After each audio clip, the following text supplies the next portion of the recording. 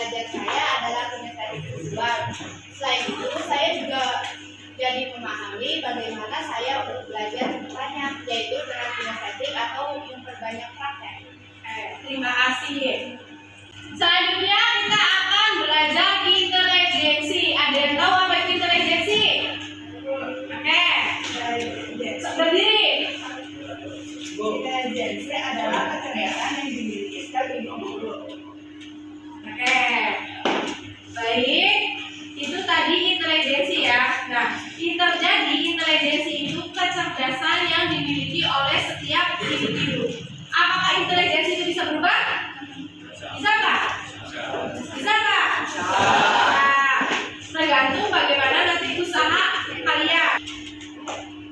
Ada jenis 3 gaya belajar yang tadi udah kalian cari ya. Yang pertama gaya belajar visual. Gaya belajar visual ini lebih mudahnya itu melihat gambar. Di sini ada nggak gaya belajar visual?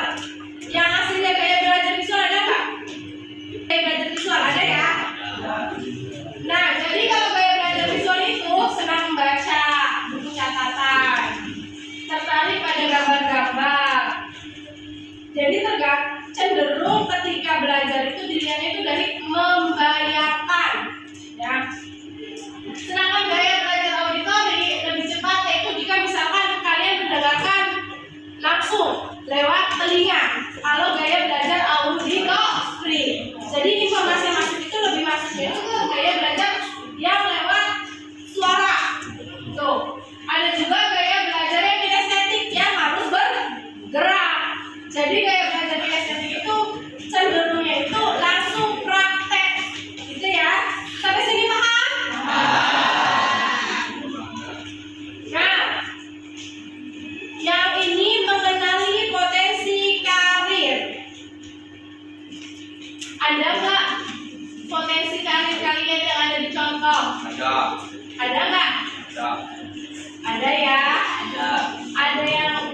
Ada yang realistik, praktik, fisik, nyata. Jadi contohnya itu mekanik, tukang listrik, teknisi, polisi, petani.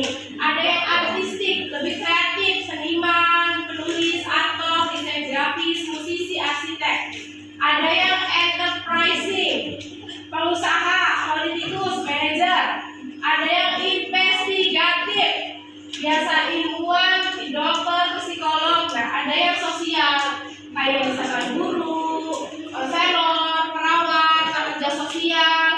Ada juga yang konvensional, yaitu lebih ke bagian administrasi, akuntan, sekretaris, staf keuangan, sama petugas arsip.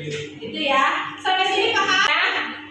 Silakan kalian kerjakan di kertas selembar.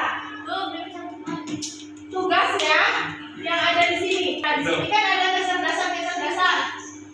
Nah, silakan kalian diskusi kelompok. Kalau misalkan dengan kecerdasan ini, nanti ekstrakurikuler apa yang cocok untuk kalian dan profesi mana nanti yang akan cocok dengan kalian. Sesuai tadi hasil dari karir inklusi yang sudah kalian isi di awal ya. Silakan sekarang diskusi kelompoknya.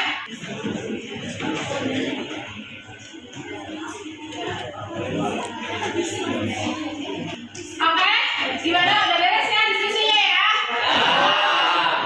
Dari hasil diskusi kalian, bagaimana hasilnya tentang rekomendasi ini? Ada yang mau menyampaikan?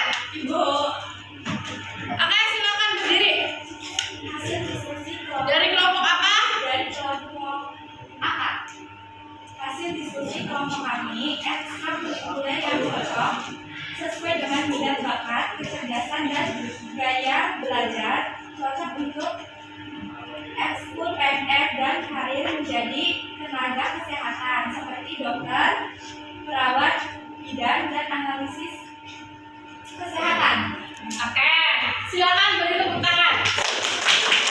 Materi kali ini sudah selesai. Saya harap dengan kegiatan kita kali ini kalian mampu mengenali dan mampu mempraktekkan nanti dalam memilih karir kalian ke depannya. Sekian dari saya, terima kasih. Wassalamualaikum.